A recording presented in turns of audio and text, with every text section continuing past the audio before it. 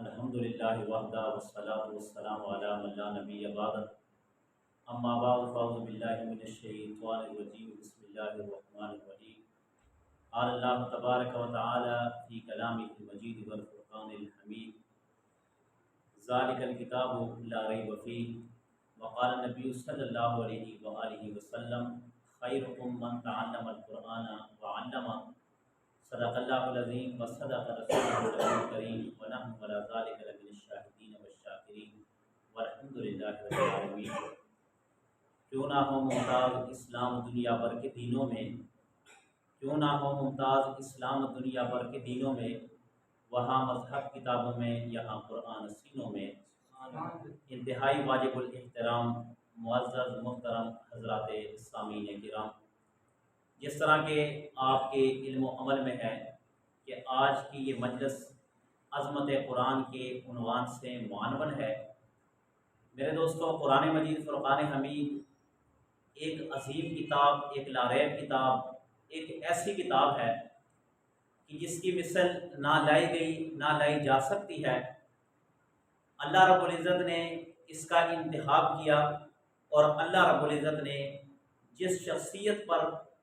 اس کا نزول کرنا تھا اس کا بھی انتخاب کیا۔ اگر آپ دونوں کی مماثلت دیکھیں تو بڑی عجیب و غریب مماثلت ہے،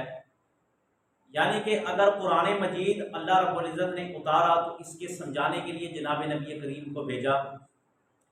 اسی طرح آپ مماثلت میں دیکھیں کہ اگر قرآن کے الفاظ کالے ہیں تو ادھر سے جناب نبی کریم کی زلفیں کالی ہیں۔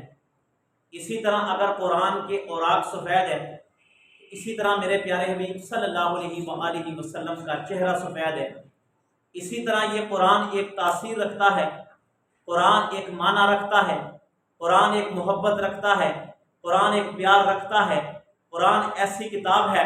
کہ اگر اس کو کافر سن لے تو اس کا دل موم ہو جاتا ہے،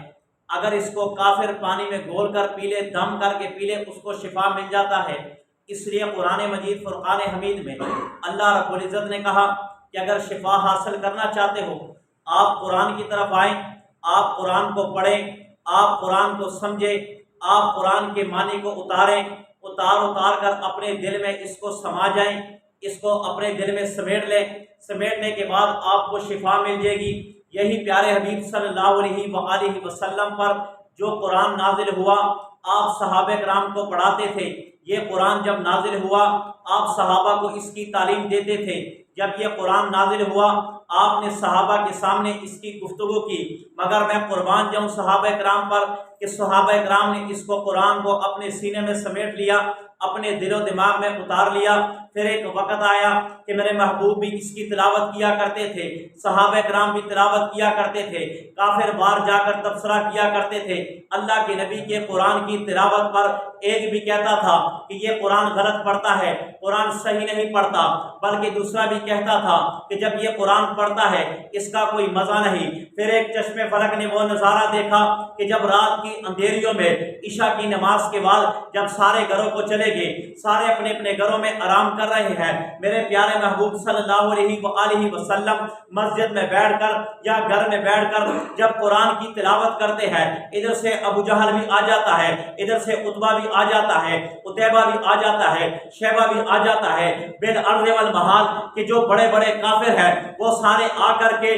محبوب کے گھر کے چاروں کونوں کی طرف یا مسجد کے چاروں کونوں کی طرف کان لگا کر پیارے آقا کی قرآن کی تلاوت سنتے ہیں۔ جب تلاوت ختم ہوتی ہے گھروں کو لوٹتے ہیں، ایک کا ٹاکرا دوسرے سے ہوتا ہے۔ اگر ابو جہل نے عتبہ کو دیکھ لیا یا عتبہ نے ابو جہل کو دیکھ لیا، اس نے پوچھا کہاں آئے ہو؟ اس نے کہا مجھے فلاں فلاں کام تھا، اس کام سے رات کی اندھیری میں نکلا ہوں اور مجھے کوئی نہ کام تھا۔ جب یہ گھروں میں چلے گئے، دوسرا دن آیا، دوسرے دن پھر ان لوگوں نے یہی قرآن سنا۔ جب یہ گھروں کو جانے لگے ان کا آپس میں سامنا ہوا، ان کا ٹکراؤ ہوا۔ جب ایک دوسرے سے پوچھا کہ یہ بتاؤ کیوں آئے ہو، ایک نے بھی جھوٹ بولا، دوسرے نے بھی جھوٹ بولا کہ ہم تو اپنے کام سے آئے ہیں، مگر ایک نے کہا نہ جھوٹ نہ بولو، کوئی کسی کام سے نہیں آیا بلکہ محمد عربی کی تلاوت قرآن سننے کے لیے آئے ہو۔ بتاؤ تو صحیح، ایمان بھی نہیں لاتے، بتاؤ تو صحیح، کلمہ بھی نہیں پڑھتے، بتاؤ تو صحیح، نبوت کی تصدیق بھی نہیں کرتے، بتاؤ تو صحیح، تکذیب بھی کرتے ہو، قرآن بھی سنتے ہو۔ کہنے والوں نے کہہ دیا ابو جہل نے بھی کہہ دیا، بڑے بڑے کفار نے کہہ دیا کہ ہاں ہاں ہم تصدیق نہیں کرتے، ہم ماننے والے نہیں ہیں، ہم قرآن کو سمجھنے والے نہیں ہیں، ہم ایمان لانے والے نہیں ہیں، مگر کلمہ سینے میں اتارنے والے نہیں ہیں، مگر رب ذوالجلال کی قسم یہ قرآن کی تاثیر ایسی ہے، قرآن کے الفاظ ایسے ہیں، قرآن کے معنی ایسے ہیں کہ جب محمد عربی کی زبان سے نکلتے ہیں، رب ذوالجلال کی قسم ایمان لائے یا نہ لائے، اس کو مانے یا نہ مانے، بچوں کو پڑھائے نہ پڑھائے، مگر رب ذوالجلال کی قسم ہمیں سکون مل جاتا ہے۔ سبحان اللہ، تکبیر، اللہ اکبر، قرآن زندہ باد، صحابہ زندہ باد۔ یہ قرآن کی تاثیر۔ دوسری قرآن مجید کی فضیلت یہ ہے کہ اللہ رب العزت نے اس سے پہلے جو کتابیں اتاری، تورات، انجیل، زبور، صحائف، اس کے لیے نبیوں کو پابند کیا گیا۔ نبیوں کے لیے مثال کے طور پر تورات اتارنی تھی، انجیل اتارنی تھی، انجیل حضرت عیسیٰ علیہ السلام کو، تورات حضرت موسیٰ علیہ السلام کو، زبور حضرت داؤد علیہ السلام کو۔ ان کو یہ کہہ دیا گیا اگر آپ ان کتب کو حاصل کرنا چاہتے ہو، اس کتابوں کو لینا چاہتے ہو، آپ کو فلاں فلاں وقت میں عبادت کرنی پڑے گی، اتنے دن کرنے پڑے گی، پابندی کے ساتھ کرنے پڑے گی۔ موسیٰ علیہ السلام کو پابند کیا گیا 40 روزے رکھنے ہیں، 40 روزے رکھ کر فلاں جگہ پر بیٹھ جائے، عبادت کرے، کتاب مل جائے گی۔ مگر عیسیٰ علیہ السلام کو کہہ دیا آپ بھی پابند ہے، حضرت داؤد علیہ السلام کو کہہ دیا آپ بھی پابند ہے، تب جا کر کتاب ملے گی۔ مگر میں قربان جاؤں اپنے محبوب پر، میں قربان جاؤں محبوب کے قدموں پر، میں قربان جاؤں محبوب کی زلفوں پر، میں قربان جاؤں محبوب کی آنکھوں پر، میں قربان جاؤں اپنے نبی کے چہرے پر، میں قربان جاؤں نبی کے چلنے پر، میں قربان جاؤں نبی کی زبان پر، میں قربان جاؤں نبی کی دندان پر، میں قربان جاؤں نبی کے لیٹنے پر، میں قربان جاؤں نبی کے بیٹھنے پر، میں قربان جاؤں نبی کے کھانے پر، میں قربان جاؤں نبی کی جہاد پر، میں قربان جاؤں نبی کی تبلیغ پر، میں قربان جاؤں نبی کے آنے پر، میں قربان جاؤں نبی کے جانے پر، میں قربان جاؤں نبی کی تلوار اٹھانے پر، میں قربان جاؤں نبی کے مکہ میں نکلنے پر، میں قربان جاؤں بدر کے نکلنے پر، میں قربان جاؤں مکہ کے نکلنے پر، میں قربان جاؤں نبی کی نماز پڑھنے پر، میں قربان جاؤں نبی کے صحابہ کے مجلس میں جانے پر، میں قربان جاؤں حسنین کو اٹھانے پر، میں قربان جاؤں فاطمہ کو سلام کرنے پر، میں قربان جاؤں کالی کملی بچھانے والے پر، میں قربان جاؤں نبی کے جوتے پر، میں قربان جاؤں نبی کے آنکھ پر، میں قربان جاؤں نبی کی لارے سینے پر، میں قربان جاؤں نبی کے ہنسنے پر، میں قربان جاؤں نبی کے ہاتھ اٹھانے پر، میں قربان جاؤں صحابہ کے لیے ہاتھ اٹھانے پر، میں قربان جاؤں کافر کے لیے ہاتھ اٹھانے پر، میں قربان جاؤں نبی کی دندان شہید ہاتھ اٹھانے پر، میں قربان جاؤں نبی کے دیکھنے پر، میں قربان جاؤں نبی کی دنیا سے جانے پر، میں قربان جاؤں نبی کی دنیا سے آنے پر، میں قربان جاؤں کہ جب چہرہ اٹھتا ہے، جب چہرہ اٹھتا ہے رب مسکراتے ہیں، میں قربان جاؤں نبی کی اس انگلی پر کہ جب ہاتھ کا اشارہ ہوتا ہے چاند ٹوٹ جاتا ہے، میں قربان جاؤں نبی کی اس آنکھ پر کہ جب پہاڑ پر لگتا ہے وہ پہاڑ رک جاتا ہے، میں قربان جاؤں نبی کی اس ہاتھ پر کہ جب بدر کے میدان میں آپ نے تلوار اٹھائی آپ کو فتح نصیب ہوئی، میں قربان جاؤں نبی کے اس جہاد پر کہ جب تبوک میں ایک پتھر نہیں ٹوٹ رہا تھا، میرے محبوب صلی اللہ علیہ وآلہ وسلم نے ایک ضرب لگائی، اس ضرب سے پتھر چکنا چور ہو گیا، میں اس پر بھی قربان جاؤں۔ مگر ہاں جب نبی کو قرآن دینا تھا اللہ نے کہہ دیا اے جبرائیل آپ اس سے قبل عیسیٰ کو کتاب دے چکے ہو، آپ اس سے قبل موسیٰ کو کتاب دے چکے ہو، آپ اس سے قبل زبور حضرت داؤد کے حوالے کر چکنے پر، مگر یاد رکھنا یہ میرے محبوب کی بات ہے، ان کو ہم نے پابند کیا ہے کہ آپ نے ایسے کرنا ہے پھر جا کے کتاب ملے گی، آپ نے یوں عبادت کرنی ہے پھر جا کے کتاب ملے گی، آپ یوں کریں گے تب جا کے کتاب ملے گی۔ مگر اے جبرائیل ہم نے پچھلے ضابطے توڑ دیے، ہم نے پچھلے ضابطے ختم کر دیے، اب نیا قانون لاگو ہوگا، نیا قانون ایک الگ ہوگا، بلکہ وہ یہ ہوگا کہ جہاں جہاں میرا نبی ہوگا وہاں وہاں قرآن ہوگا۔ اگر نبی مسجد میں ہے قرآن مسجد میں آیا، اگر نبی بازار میں ہے قرآن بازار میں آیا، اگر نبی بدر میں ہے قرآن بدر میں آیا، اگر نبی احد میں ہے قرآن احد میں آیا، اگر نبی تبوک میں ہے قرآن تبوک میں آیا، اگر میرے نبی لیٹے ہیں قرآن لیٹنے کی حالت میں آیا، اگر میرے نبی کھڑے ہیں قرآن اٹھنے کی حالت میں آیا، اگر میرے نبی گھر سے باہر جا رہے ہیں قرآن اس وقت آیا۔ جبرائیل کو نوکر بنا کر بھیج دیا کہ جبرائیل تو نوکر ہے، جیسے جیسے میرا نبی کہتا جائے گا ویسے ویسے تو کرتا جائے گا،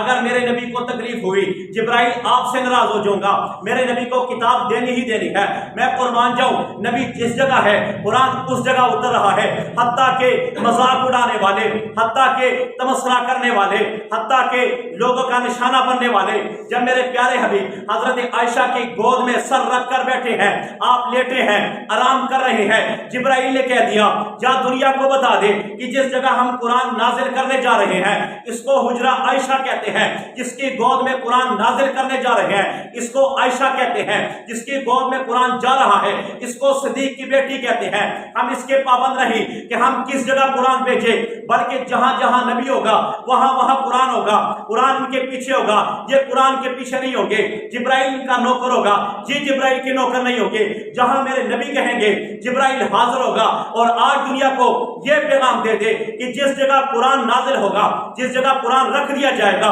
وہ نبی بھی مقدس، کتاب بھی مقدس، جگہ بھی مقدس۔ سبحان اللہ، نعرہ تکبیر، اللہ اکبر، نعرہ تکبیر، اللہ اکبر، فتح قرآن زندہ باد، شان صحابہ زندہ باد، شان مصطفیٰ زندہ باد۔ عظمت قرآن کی بات ہے۔ قرآن عظیم کتاب، ایسی عظیم کتاب، آخری چند لمحات آپ کے سامنے کہ پیارے حبیب صلی اللہ علیہ وآلہ وسلم کے بعد کسی نبی نے آنا نہیں ہے، بالکل کسی نے نہیں آنا، یہ ہمارا عقیدہ ہے۔ اسی طرح اس قرآن کے بعد کوئی آنے والا نہیں ہے۔ میرے نبی نے 63 سال میں کبھی جھوٹ نہیں بولا، اسی طرح قرآن کی اوراق میں آپ کو جھوٹ نہیں ملے گا۔ میرے نبی نے جو کہہ دیا وہ برحق، وہ سچ، اللہ کی تائید صاف۔ اسی طرح قرآن مجید میں ہے وہ حق برحق، اللہ کی تائید صاف۔ اسی طرح جو فیصلہ میرے پاک محبوب نے کیا اللہ اس پہ راضی، جو قرآن کا فیصلہ اس پہ اللہ راضی۔ جب تک نبی پاک صلی اللہ علیہ وآلہ وسلم تھے تب تک برکات تھی، جب تک قرآن ہے برکات رہے گی، جب تک مسلمانوں کے سینے میں قرآن رہے گا برکات رہے گی، جب یہ قرآن نکل جائے گا برکات ختم ہوگی۔ آج اگر ہمارے حکمران اس قرآن کو اٹھائیں اور قرآن کو اٹھانے کے بعد جیسے کہ جج اٹھتا ہے اور قسم دیتا ہے ملزم کو کہ یہ قرآن اٹھا، اور قرآن اٹھا کر کے یہ کہہ دے کہ میں نے قتل نہیں کیا، یہ قرآن اٹھا کر کے یہ کہہ دے کہ میں نے چوری نہیں کی، یہ قرآن اٹھا کے یہ کہہ دے کہ میں نے زنا نہیں کیا۔ ارے جج صاحب بڑی اچھی بات ہے کہ آپ ملزم کے حوالے قرآن حوالے کرتے ہیں، بڑی اچھی بات ہے کہ کٹہرے میں کھڑے ہونے والے کو آپ قرآن دیتے ہیں، مگر ہاں یاد رکھنا اے جج صاحب آپ نے کلمہ پڑھا ہے، آپ جس ملک میں رہتے ہیں اس کو اسلامی جمہوریہ پاکستان کہتے ہیں، ہم نے اس کو جس نام پر لیا اس کو کہتے ہیں لا الہ الا اللہ محمد رسول اللہ، اس نام پر ہم نے لیا۔ کاش کہ یہ کتاب آپ کے ہاتھ میں ہوتی، کاش کہ یہ کتاب جج کے ہاتھ میں ہوتی، کاش کہ یہ کتاب وزیر اعظم صاحب کے ہاتھ میں ہوتی، کاش کہ یہ کتاب وزیر اعلیٰ کے ہاتھ میں ہوتی، کاش کہ یہ کتاب ایم پی اے کے ہاتھ میں ہوتی، کاش کہ یہ کتاب بڑے بڑے اداروں میں جو فیصلہ کرنے والے ہیں ان کے ہاتھ میں ہوتی۔ ان کو یہ کہا جاتا کہ آپ نے جو چوری کی ہے، آپ نے جو زنا کیا ہے، آپ نے جو قتل کیا ہے، آپ نے جو زیادتی کی ہے، آپ نے جو مال کھایا ہے، آپ نے جو ہاتھ اٹھایا ہے، آپ نے جو دانت کاٹے ہیں، آپ نے جو فلاں ظلم کیا ہے، اس کو ہم دیکھیں گے قانون کی نظر میں نہیں، ہم اس کو دیکھیں گے قرآن کی اوراق میں، ہم اس کو دیکھیں گے محبوب کی صفات میں کہ محبوب کیا کہتے ہیں، قرآن کیا کہتا ہے، قرآن کے حکم کے مطابق آپ فیصلہ لاگو کریں۔ آپ دیکھیں اگر اس نے قتل کیا، قرآن کہتا ہے القتل بالقتل کہ قتل کے بدلے قتل ہے، اگر اس نے قتل کیا اس کو قتل کر دیا جائے۔ یہ میں نہیں کہتا، یہ میں بالکل نہیں کہتا، یہ میرا محبوب کہتا ہے، محبوب کا قرآن کہتا ہے۔ قرآن کہتا ہے اگر کسی کا دانت کاٹ دیا جائے السن بالسن کہ دانت کے بدلے میں دانت کاٹ دیا جائے گا، توڑ دیا جائے گا، یہ قرآن کا فیصلہ ہے۔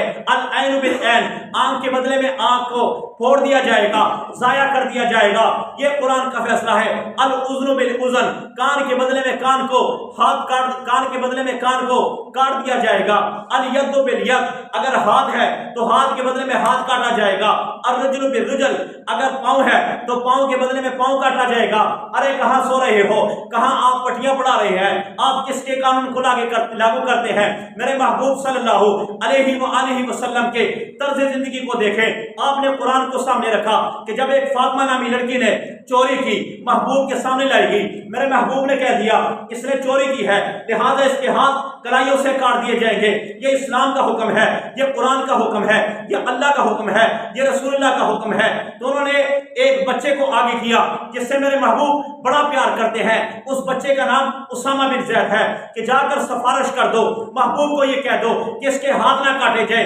ورنہ بدنامی ہوگی، ہمارے قبیلے کی ناک کٹ جائے گی۔ آپ محبوب کو کہہ دے اس کے بجائے کوئی اور فیصلہ کر دے۔ جب وہ بچہ محبوب کے دربار میں حاضر ہوا، محبوب کو کہہ دیا یا رسول اللہ صلی اللہ علیہ وآلہ وسلم آپ اس فیصلے کو بدل ڈالے۔ میرے محبوب کا چہرہ سرخ ہو گیا کہ نہیں، جو حاکم ہوگا، فیصلہ کرنے والے ہوگا، اس کو چاہیے قرآن سے فیصلہ کرے۔ اگر اس نے چوری کی اس کا ہاتھ کاٹا جائے گا۔ یہ میں نہیں کہتا، اللہ کا حکم ہے، یہ میں نہیں کہتا، اللہ کے قرآن کا حکم ہے، یہ میں نہیں کہتا، رسول اللہ کا حکم ملا ہے، ہاتھ کاٹا جائے گا۔ میرے محبوب نے فرمایا اگر یہاں پر میری بیٹی فاطمہ ہوتی، یہاں پر علی کی بیوی فاطمہ ہوتی، یہاں پر حسن و حسین کی ماں ہوتی، رب ذوالجلال کی قسم محمد اس کے بھی ہاتھ کاٹ دیتا۔ نعرہ تکبیر، اللہ اکبر، شان صحابہ زندہ باد، شان عظمت قرآن زندہ باد، محمد مولانا آصف حیدری زندہ باد۔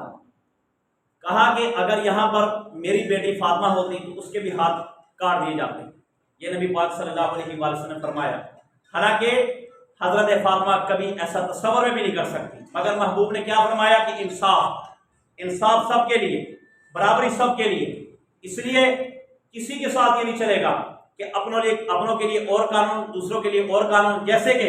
آپ دیکھ رہے ہیں کہ بڑوں کے لیے اور قانون، غریب کے لیے اور قانون۔ اگر غریب پر FIR کر دیا تو وہ بیچارہ رات کو سو نہیں سکتا، بلکہ اس کو جیل میں جا کے رات گزارنی پڑتی ہے،